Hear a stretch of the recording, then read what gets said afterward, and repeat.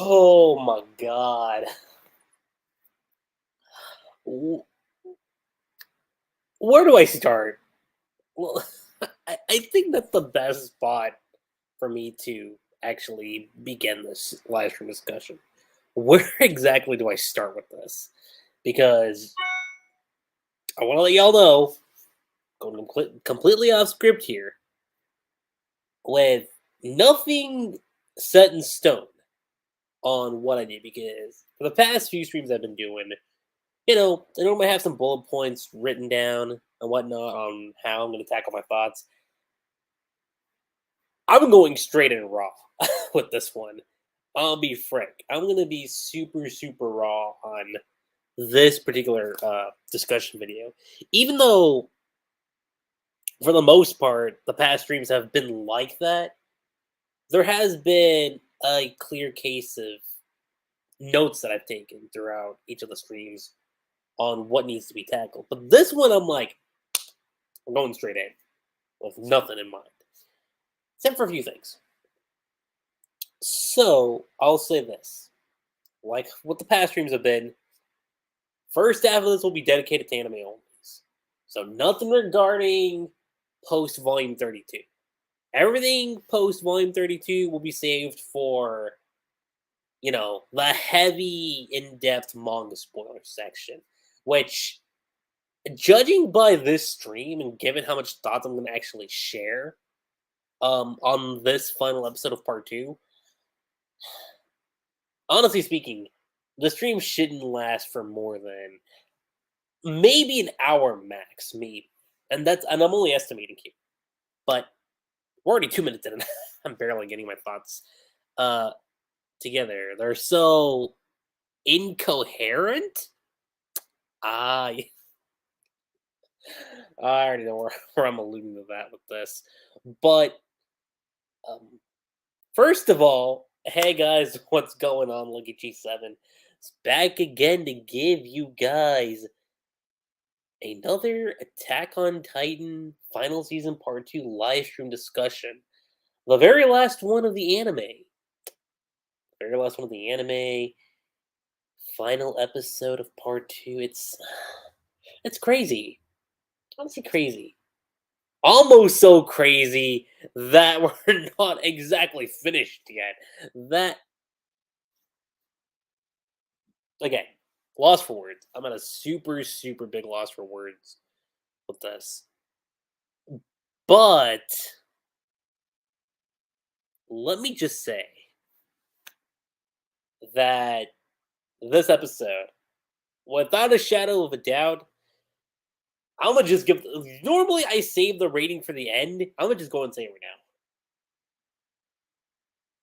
It's an amazing episode. It's an amazing episode of Attack on Titan. Some of y'all were probably thinking, "Yo, is he gonna go for the perfection, the pure perfection rating?" We were close. I'm gonna say that right now. We were close to a perfection rating for this episode, but there's a few hiccups that I have to mention, and they're more like nitpicks, if you will. Let me just say that that adapting 123 and 130, like I know that was the biggest rumor that was going on for the longest time, and my concern was super heavy with that because I was kind of like, how are they going to do that? Because 123, I figured, in terms of chapter content, might have probably been like what, like 9 minutes at most. That's what I'm thinking. Probably would have been like 9 minutes, and then the rest of it would have been, you know, 130. But we didn't get that. What we got instead was the complete opposite of that, where most of it was on 123, and the last 9 minutes of it were on 130. Which I'm going to talk about 130 because 130 was where I was super scared. I was super scared about chapter 130 getting adapted because I was like, oh my god, with the manga ending and whatnot. I was like, what are they gonna do? But I freaked out for nothing at this point in time because we don't know what's going to happen, you know, feature on down the road. But I do like the idea that instead of adapting Mikasa's thoughts right when the rumbling started, I actually really, really dig that it's like after the rumbling starts and she's on the boat. I think having that flashback sequence when she's on the boat actually works out in more ways than one. Like, if there was one thing from the manga I would say change in terms of pacing and whatnot, in terms of placement of flashbacks, I would say, yeah, probably change the 123 flashback to when they get on the boat. I think that would have made much more sense. Not saying have that be a part of chapter 130, but if for me, 123 could have been chapter 130, and then 130 could have just been 131. I'm. It's a weird situation. That's my thing. So if there's one thing I'll credit on 123, it's just that placement. And is it just me, or did the whole situation with Levi and the clown? Correct me if I'm wrong here. That was not in the manga, right? Because there is this whole chapter sequence with them, getting to Marley and then talking about, a lot of the things that were there. And this clown just all of a sudden showed up behind Levi, and I was like, "Yo, I do not recall that being there." I thought it was funny, but at the same time, I was like, "Wait, wait, wait, hold on. Was that actually in the manga? Like, if someone's there right now, I need a clarification on that because to me that kind of came out. It wasn't like it came out of nowhere, but it kind of made me go like,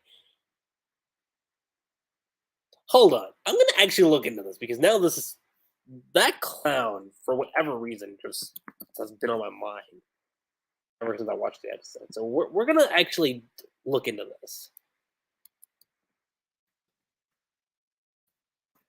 We are gonna check this chapter out, 123, and which, funny enough, was actually the start of Volume 31. That's something to mention. Was there a clown in chapter 123? I'm more fixated on the clown than anything. Okay, yeah, so the clown was there. It was very brief though. Like, they didn't emphasize on the clown as much in the manga as they did in the anime. Like, it was like a brief shot, and Levi's looking like, "Yo, what the fuck is this guy talking about?" That being said, even though you could argue, yes, 2/3 of this episode was on Mikasa's POV, I do like the fact that we get to see her thoughts on this and seeing, okay, what if my answer choices were different? Would things turn out differently compared to what they are now? And knowing what I know from the manga, save that for the heavy manga spoiler. That's because the whole other can of worms to delve into. But needless to say, I like that inclusion where you see Eren and you're seeing them all. Everyone's enjoying Marley, with the exception of Eren, for super obvious reasons. Super, super obvious reasons that Eren's not enjoying himself. And you totally get why, too. You totally get why. Um, and, the whole dynamic between him and Mikasa. I'm not gonna say what specific fashion because I know some people are gonna be like, "Yo, what fashion are you talking about?" Because if I mention one specific category, people are gonna be like, "Uh-oh, we're coming for Loki cheap." So I'm not mentioning which dynamic per se, but for my longtime fans out there, y'all know which dynamic I'm talking about. So the whole ice cream scene, I thought was cool. Um, And I know people want me to talk about, okay, so what were my thoughts on the whole conversation between, oh, what am I to you from Aaron and Mikasa? Personally, that wasn't a romantic gesture on Aaron's part. I just want to be frank about it. Because, You could argue, yes, it's a romantic gesture. It is. But it's not a romantic gesture from Aaron's perspective. Remember, that entire flashback was centered on Mikasa. So that specific moment in time, we saw her blush. We didn't see Aaron blushing. Thus, kind of correlating to the fact that it's a one-sided, moment. It wasn't like you saw Aaron and you saw Mikasa, and they were both like blushy. It wasn't like that. If it was shown that they were both blushing, then you could say, okay, fair game. It's between two moments. It's kind of intimate, but again, it's a one-sided party. One side's blushing, the other one's like, yeah, like, what am I? Like, the man's depressed. Case in point, the man is depressed. He's not looking at her like, oh, Picasso, please, let me do this. Like, what am I? Like, you don't see this man having red dimples under his cheeks. You don't see that at all. You see him with Mikasa for sure, but you don't see that with Aaron. So that's one thing to take into account.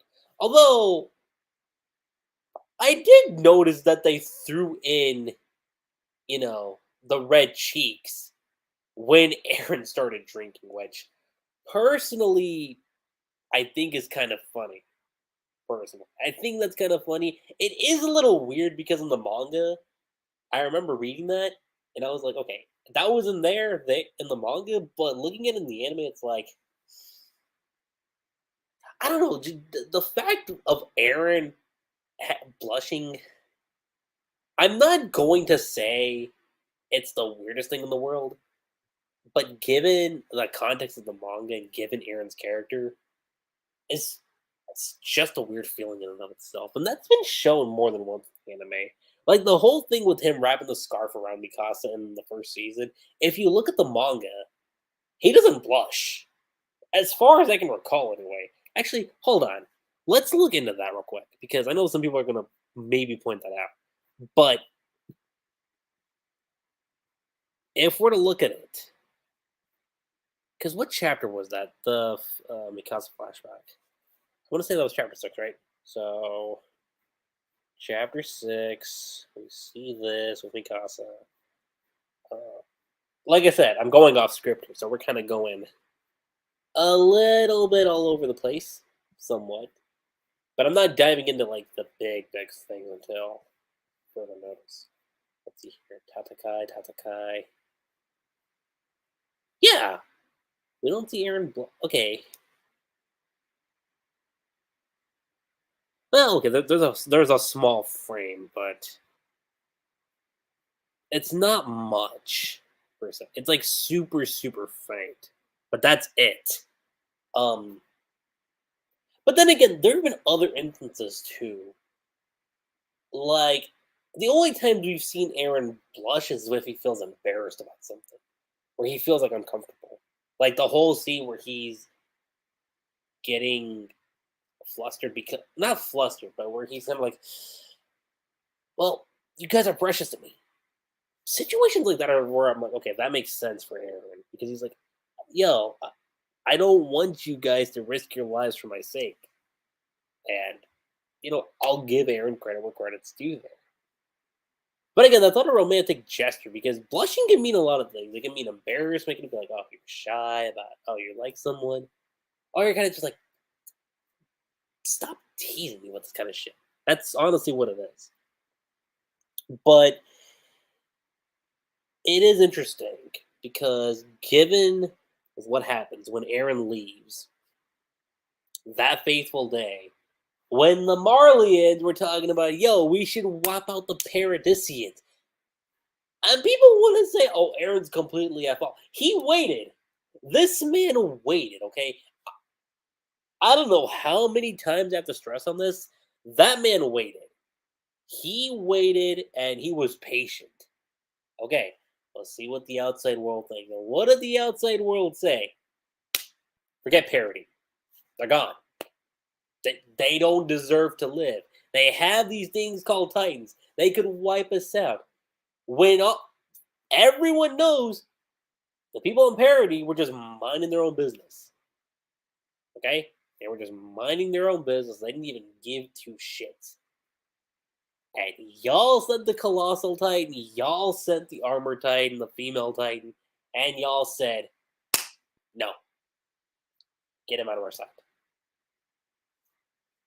You still want to sit here and tell me Eren's not justified in what he's trying to do? In this context of the story? Come on.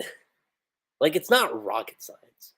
And I don't know how many times I have to stress on that. I really, really don't. Like, it boggles my mind to just thinking about that. You know?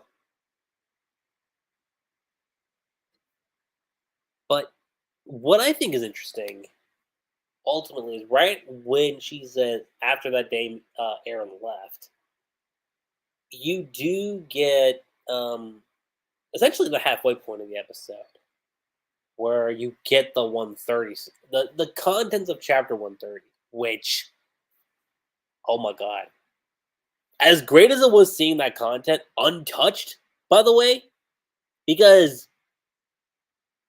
the content in 130 are some of the most amazing stuff I've seen in Attack on Titan, because A, it was the very first time in 6 months IRL when we got the manga, because after 123 we didn't get Eren for 6 months. Okay, from 124 to 129, there was no Eren in sight. None. And then 130 came out and we saw Eren. I was like, yo, thank you for reminding me why I appreciated Attack on Titan. Why we didn't just pretend our main protagonist just up and vanished after he declared the rumble. So that was reassuring, first and foremost. Number two, the transition. The way how they opened up that episode. You know, where did it all start? Did it start back there? Did it start back there? No, it doesn't matter. Even if all this is what I wanted. And I noticed they cut out a few. If you compare that, the last 9 minutes, specifically that opening montage, look at the way how it was handled in the manga. And look at that scene. Because I feel like they kind of took out a few scenes. A few panels that were in the manga, and in the anime it's kind of like, wait a second, now why cut those scenes out? Now, obviously I know now looking forward why they did that, but I don't know, it just kind of stuck out to me. But let me just say, the way the clouds were ensued, the way how we got the memories, the way Mappa integrated those thoughts. Because oftentimes when it came to this chapter, I was like, how are they going to adapt chapter 130? Because you have the whole memory shards thing. And it flowed seamlessly. Just like how I thought it was going to be when I read the manga. Because a lot of people were like, yo, this is so confusing. What does it all mean?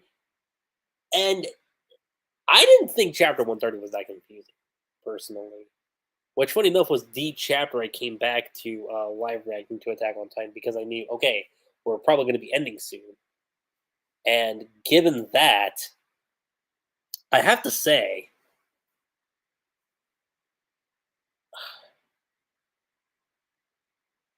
I liked it. I really, really liked it.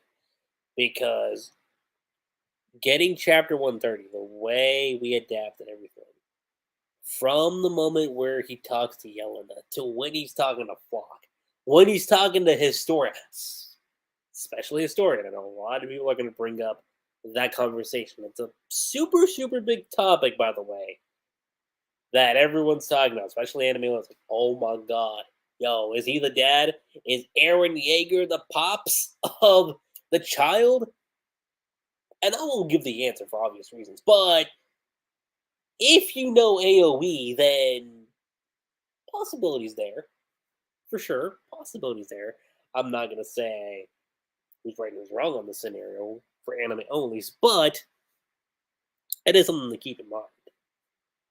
But I love, I love how they tackled it. It was as straightforward as it was in the manga because you see the scenes of Aaron talking to Yelena, like I said before, him talking to Flock, how it weaved into him talking to Historia about what they have to do,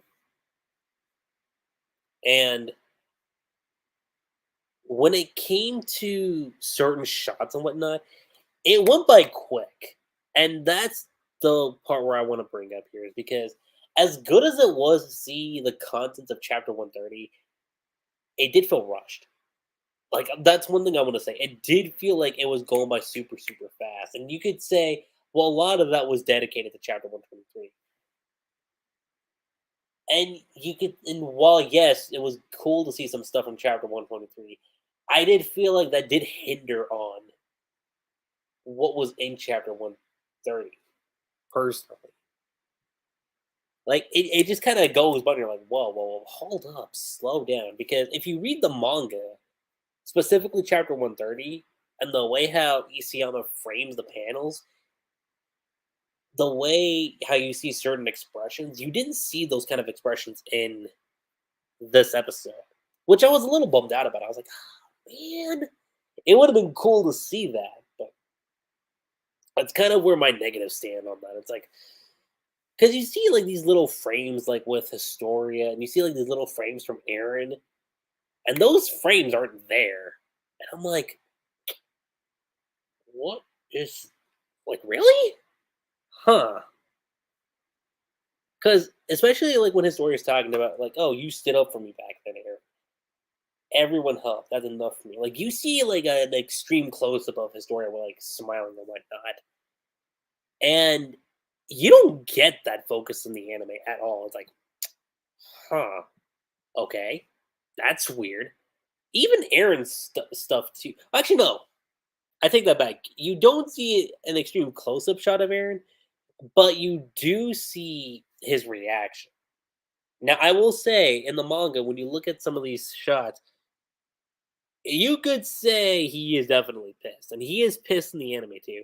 But it's not emphasized enough in comparison. I will say it's not as emphasized as I think it should have been personally, because and a lot of people are going to say, "Oh, look at this! It's just painting Aaron to be the villain." When he's doing this to protect his people, his nation. Come on, guys. It's not rocket science. It really isn't. You know? But like I said, you go from that scene where he says, yeah, maybe you would be satisfied with sacrificing yourself, but I wouldn't. And then, he talks about how he wants to bring ruin to the world, slaughter every last one of those animals. That line was so impactful, especially in the final minutes of the episode, by the way. But the whole conversation, I thought, was really meaningful. It really was. Because it goes back to what happened in the beginning of the episode, where Aaron asked Mikasa, hey, what am I? Like, is it because I saved you that day, or is it because of family? And I like how that correlates back into this, where Aaron straight up tells Historia, you're the girl who saved me that day. That's something to keep in mind. He addressed to Historia, you saved me back then. Some people want to say that's kind of a wow, that's a deep salvation. Which, yeah, you could say it is. The I did notice that they didn't show certain reactions from here. But they kept it hidden in the anime. Which I was like, Then again, you could argue, sure, that's kind of due to constraints. But I did notice that in the anime, Historia is a little bit more taken aback when it comes to uh, Aaron's approach on all of this, which totally makes sense. And I'll say looking at when he's talking about Historia being the worst girl in the world, in terms of the reactions you saw in the anime versus the manga, I'll give it to the manga just slightly. Like if the anime is like a 96.5, the anime the manga's probably okay, let me recontextualize that. So the anime would probably be a 94.5, 95.6. There's a math estimate here, okay? Let's say 96.5. A 96.5% is how good it was in the anime. But the manga, the way how his expressions were showcased, would probably be like a 99.9%. It's a small range. It's a I say super small range. It's a 3% difference, 3.3% difference. But, you know, 3.3% is still pretty massive in and of itself. And for anyone that doesn't know, I have been going through a cough too, so I figured I should talk about this. And interestingly enough, when you get the conversation between Aaron and Zeke when they're talking about the headaches and whatnot, and it's like, oh yeah, Aaron, what are you going to tell Mikasa? Like she shows all this love, all this affection for you. It's not an ingrained disease, if you will, or ingrained behavior to protect the host. You know, she just likes you so much. And kind of like in the manga, I love how when you get this scene, immediately, what's the first thing that you get? What's the first thing we get when immediately, like you see Aaron's eyes, you see Zeke mentioning like, yeah, she likes you so much that she'd snap a Titan's neck for you. Immediately, right then and there, the next scene falls up to Historia. And she's like, "So, Aaron," and Zeke says, "How you respond? Where do you think I have 4 years to live the most?" And I noticed, as far as the official subs go, Historia says, "What if I got pregnant?" Now, in the manga, there's a whole difference here, a super big difference here, because in the manga, she asks, "What would you think about me having a child?" Think about that. And I know some people brought up, well, didn't the wasn't there also a change like that when Aaron got into paths? Where instead of him saying, "Where am I?" he said, "This is," which, yes, that was there in the subs, but when I went to the dub, because I do watch the sub and dub for both AFT, uh, in the dub, Aaron does in fact say, "Where am I?" So maybe in the dub, and I say maybe, which I don't know how they're going to approach that. We could just hear her story and say, "Yeah, what would you think about me having a child?" That line could be there, but that's the thing. Even either way, when she says, "Yeah, what if I got pregnant?" Cut to Aaron, and the way this man reacted when he's chopping off his leg immediately after that scene, like the intensity this man had, I was like, "Yo, Aaron, oh my god!" Like if I didn't feel for Aaron before, because I've always felt something for Aaron and the struggles you have to go through, I really felt it here. I really did. Their lives will continue after I die. And you see him holding the bullet. Now they cut away from Aaron actually injecting the bullet into his eye. Because that shot was amazing. I was like, I wish they get that in there. Maybe it'll be in the Blu-ray release. Maybe. Because I know the Blu-ray will tend to add a few scenes that weren't the in the actual broadcasting. But you see the bird, which, funny enough, if you notice in the anime, it's a black bird. It's not a white bird. So It's rather interesting, isn't it? Is that alluding to AoE? Perhaps.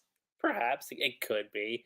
But I'm jumping ahead of myself on this because you're seeing the Marlin forces come through, the rumblings about to begin, the Titans are there. It's futile. They're like, yo, what are we doing? You see Aaron, and the way these last 2 minutes were done, the correlation. They see the attack Titan, you see Aaron's face, you get these little brief instances back to when Aaron saw his mom getting eaten. And if you remember, I want to say this was in episode 2. I want to say this was the second episode. He says, I'm going to destroy them. Every last one of them on this earth. And when that shot happened, like, I said this, I want to say a few months ago. Or not a few months ago, definitely like 4 or 5 weeks ago. And I made a post about this on Twitter. And I might link it here in the channel. But something I said was, yo, I know a lot of people say we should end off the anime with chapter 130 or 131. And I said, what if part 2 ended with this as the final line? Where Aaron says, I'm going to destroy them. Every last one of those animals that's on this earth. And I can't believe that. Oh my god. I cannot believe that actually is how part 2 ended. And it actually worked. Because, like I said, the correlation between ending, like the final minutes of this last episode of part 2, correlating back to the very beginning of the first episode was great. It was really, really great. If you ask me, if you ended it there, and then they said, okay, come back for Attack on Titan, the movie, I'd be like, you know what? That's fine.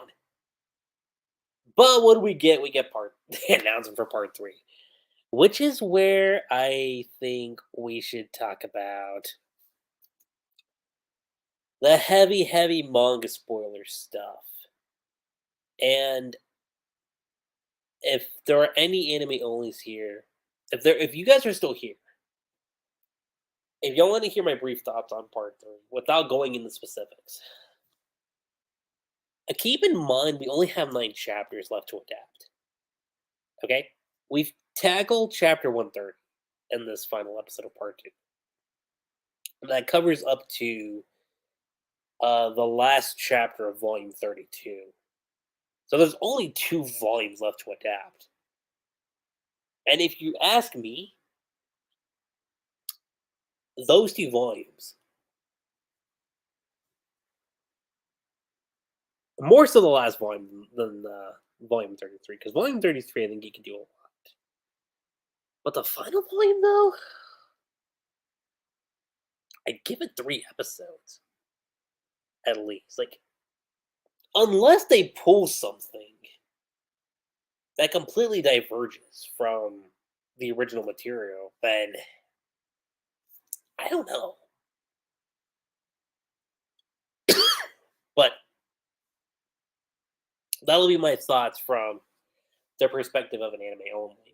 Overall, like I said before, it was an amazing episode of Attack on Titan. A super, super amazing episode. Borderline, I would say, amazing plus. Borderline. I'm not gonna say it's pure perfection, but it's borderline amazing plus, and I'll leave it at that. So, if any of y'all are still anime only, I'm just gonna say this right now. Leave us. Leave us right now, because we are now gonna dive into some heavy, heavy manga spoiler stuff. 3, 2, 1. Part 3. Y'all realize how short part 3 is gonna be, right? Like, I can't be the only one here thinking, yo, what are they gonna do? Because The final season, part one, 16 episodes. Final season, part two, 12 episodes. You're gonna be stuck with relatively like a 9 episode season. If we're doing the one chapter per episode route, that's only 9 chapters. Okay? Which would equate to 9 episodes. And I'm gonna mention something that I said a while back. If you got Attack on Titan, the final season movie, or Attack on Titan, the movie Battle of Heaven and Earth, which is what I always speculated on before we got this announcement for part three. I always thought that if we were getting the movie, that means we were going to get the rest of the content adapted from the manga, and there'd be no chance of an AOE. I've always said that. If we get part three, I think the chances for AOE were going to be elevated. Well, call me shocked, because what did Mappa do? As soon as that episode ended, you get what is essentially an announcement for part three, where you have the Alliance there on the foot, which I know has been leading to a lot of speculation here. Yo, they're on the foot. They're gone. They're dead. Like, no one's making it out alive now because you have the crushed butterfly on the foot, and they're sitting on the foot. So here's the thing. I've delved into that topic way too much before with the manga, and I'm not gonna bat an eye for a second that yeah, we're gonna that's gonna lead to an AOE. Though the chances are there. Like, I'll say this. Originally I was at like a 10% chance of AOE happening. And slowly it's been increasing. But where I'm gonna put myself, just to put some restraints, I think it's been consistent so far. There's a 55% chance AOE happens and a 45% chance it doesn't happen. Which is funny because it's the total inverse now of where I was. Because I was like, okay, there's a 45% chance it will happen and a 55% chance it won't happen. So the numbers exactly haven't shifted per se. Like, the numbers are still the same. It's just where my position has changed on each of those scenarios is what's different. So now my chance on AoE has increased by 10, and the chances of AoE not happening has decreased by 10. So it's a weird fluctuation, if you will. Again, same numbers, but for different answers, ultimately. But I don't know. Like, first of all, the fact that we're getting a part three means when we do get the Blu-ray release for part two, at least I don't have to worry about seeing 139. Oh my god. 139. Like, that was my big thing going into part two. And that's half the reason why I actually didn't tackle the material for part two initially. Because y'all know how things went with the manga, specifically the final chapter, and how it ruined Eren's character, how it spat on everything Isayama kind of built towards. Personally, for me, I know some people want to say, "Oh, this is genius writing," and if you think that's genius writing, that's cool. I'm not gonna fault you for it. Personally, for me, it didn't work. Okay, I didn't think it worked. I didn't think it made sense for Eren's character, and I didn't think, especially the writer sniffing the letter. And thank you for being a mass murderer for all our sakes. Ugh. But then again, the cynical side of me wants it to happen just so anime owners can understand where we're coming from. But at the same time, I'm like, this is the chance now. If we get AoE, if we get that, the perfect opportunity is part three. And I've said that before. If we get part 3, I think there's a higher chance of AoE happening. But it all depends on how Mappa does it. But like I said, some of the changes we've seen from the anime are like small little details, but some of those small little details could be sufficient. 'Cause keep in mind, we still have yet to see um the see you later scene in the anime. Okay? Like chapter 1 of the manga opens up and you see the see you later scene, and that does come back into play in chapter 138. And we still have yet to see that moment. Okay? Now some people could say, well, they could just dump that into the first episode of part 3. You could, theoretically speaking, yeah, you could just foreshadow it early on in the first episode of part 3. But if you do that, then it's gonna stick out like a sore thumb. Let me just say that. Like it's gonna stick out, and you're gonna be like, why would you do that? That's my thing. Like, why would you do that? If it's that significant, why change the moment? And again, the only reason why my percentage on AoE has kind of gone up now does stem back to when Eren wakes up. Because the manga, it's more melancholy. He's a bit more relaxed when he wakes up. In the anime, it's like he woke up from a panic attack. Like, what the hell? Like, he saw all these things, and it's like, bro, like, what was that? And it threw him off. So that's the thing. Scenario is interesting. Personally, I just think the scenario is interesting. I think the only way you get any semblance for a part 3, and I'm going to be frank here, if we get an announcement that the final season part 3, or the final edition, because I don't know what the titling part 3. It's final season, final edition, if I remember correctly. But that's besides the point. Final season, final edition, final season part 3, whatever. If Mappa announces Attack on Titan, final season, final edition, final season part 3, whatever this is going to be, we'll have 12 episodes.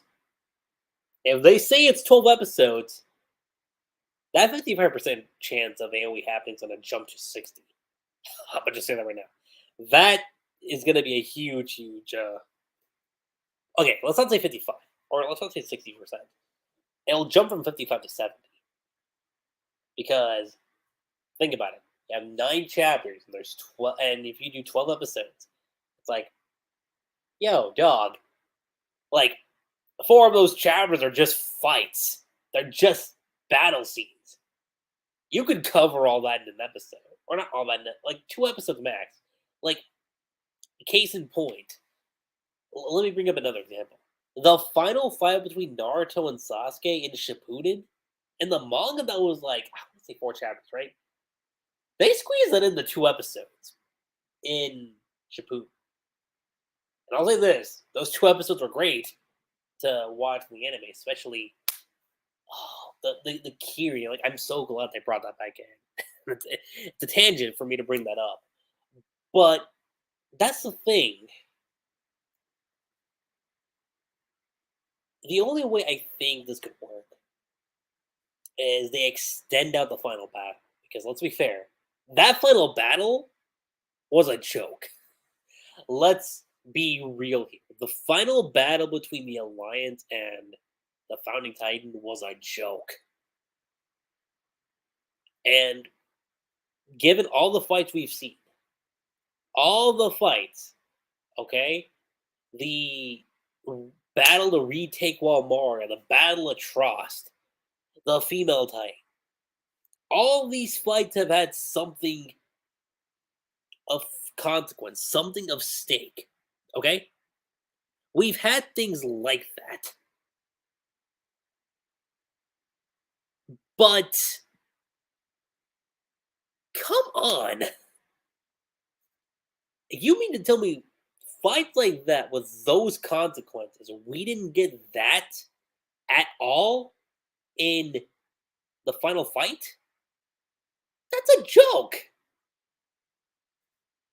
From a man as talented as Isayama, like, you could tell, like, looking back on the series now, at the very least, everything post one, some people want to say chapter 123.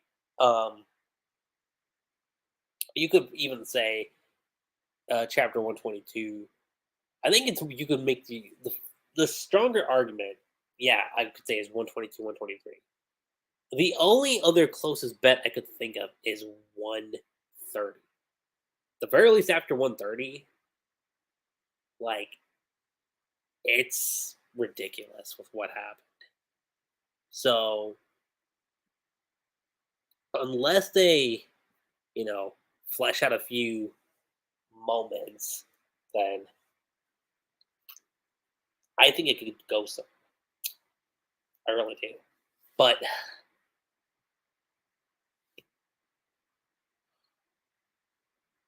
again, I just don't know what to say. Like I'm really stuck at a loss for words here with what part three could actually give us. And who knows? Maybe in the future I could actually delve more into a conversation for part three. Maybe. Or not part three, but just the AoE in general, because there's a whole host of things that can be talked about. But if y'all know, Muv-Love, there is this thing called alternative, which if I get the info right, the main protagonist of Muv-Love is essentially reborn and he regains all these moments in time, and it's ultimately kind of like you get a different outcome, if you will. That's kind of what I think Muv-Love Alternative is. And if the anime is AOT's Muv-Love Alternative, where in the manga Eren doesn't succeed, but here you actually get to see him, fulfill what he set out to do. Then it's it if that was intentional on Isayama's part, that the manga is just one timeline and the anime is like the timeline Aaron's gonna go, yo, we're gonna do this. Then I'll be like, yo, Isayama, it's what I've said. If that was intentional, if you wanted that ending for the manga and then you wanted the anime to kind of be a second timeline, then I'll give my hats off to Isayama. I really will be like, dude, like there have been memes going around like, yo, Haxayama, like I can't believe I've spent all my time with this. But if all of that was intentional, all of that was super intentional in on his part, just so animals can have a different reaction. Because let's face it, the uprising arc in the anime was so watered down too. I can't believe I'm saying that, but the anime was super super watered down compared to how good it was in the manga, ultimately. But I'm rambling on right now, guys. I'm at this point. I'm just rambling on when it comes to the just my thoughts on this. I really am.